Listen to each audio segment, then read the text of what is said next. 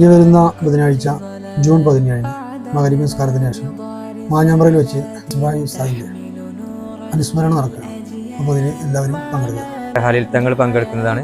ഞങ്ങളും പങ്കെടുക്കും, നിങ്ങളും പങ്കെടുക്കും.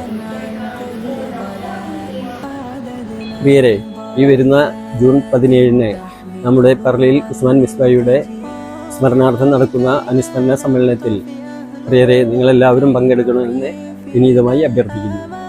ജൂൺ 17 നമ്മുടെ മാഞ്ഞാമ്പ്രയിൽ ഖലീൽ തങ്ങൾ വരുന്നുണ്ട്.